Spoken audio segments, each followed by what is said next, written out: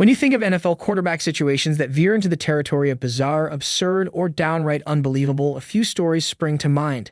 The infamous quarterback carousel in Washington, the butt fumble era in New York, and even the Tebow experiment in Denver. But nothing, absolutely nothing, quite matches the strange, almost mythological tale of the Cleveland Browns and the revolving door of quarterbacks.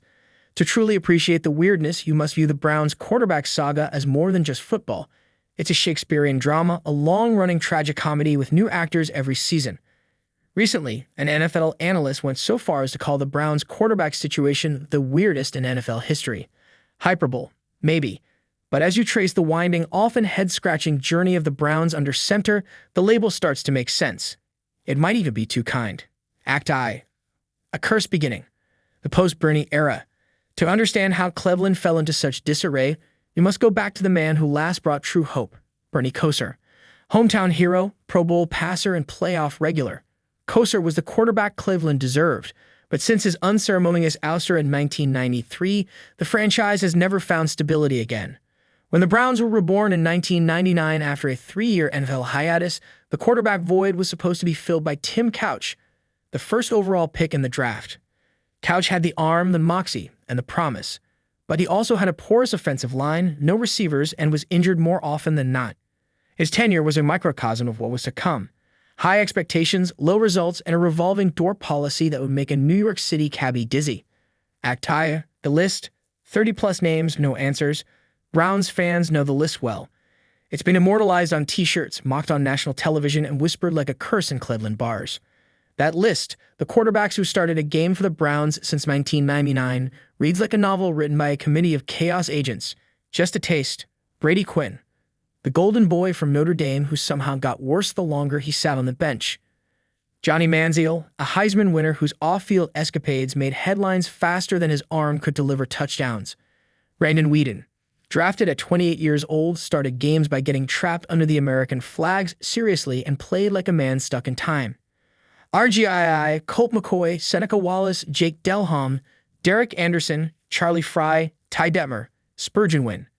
Each name carries its own tragicomic footnote. Combined, they form a tapestry of turmoil. There were journeyman broken prospects, aging veterans, and even a guy named Thad Lewis who played just long enough for fans to think he might be the one. He wasn't. One analyst summed it up best. Cleveland isn't just searching for a quarterback, they're searching for a quarterback soul. Act I. The great hope and the greater collapse. In 2018, the Browns seemed to finally break the curse. They drafted Baker Mayfield, the cocky Oklahoma standout, with the first overall pick. Baker brought swagger, commercials, and for a brief, shimmering moment, hope. He broke the rookie touchdown record. He led the Browns to a playoff win in 2020, their first in over a quarter century. Fans danced in the streets. He filmed a commercial series about living in the stadium. It all felt real. And then, like clockwork, it unraveled. Injuries mounted. Play calling became suspect. Baker's bravado turned to bitterness. The locker room splintered. The fans turned. The commercials, once charming, became reminders of yet another mirage. Then came the weirdest twist yet. Act IV, the Deshaun Watson dilemma.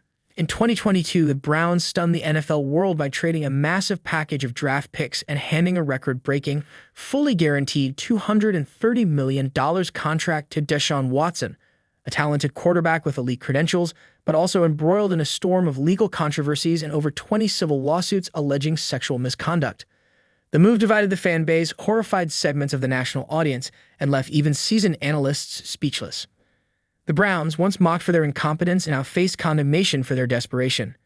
The NFL suspended Watson for 11 games. When he finally took the field, he looked rusty and the Browns looked conflicted. So here it was, after decades of searching for the franchise guy, Cleveland found one. But at what moral and reputational cost? NFL analyst and former quarterback Chris Sims put it bluntly. This is the weirdest quarterback saga I've ever seen. Period. You go from Johnny to Baker to Deshaun with lawsuits and legends and 30 failed attempts in between. It's like a Shakespeare play co-written by Stephen King.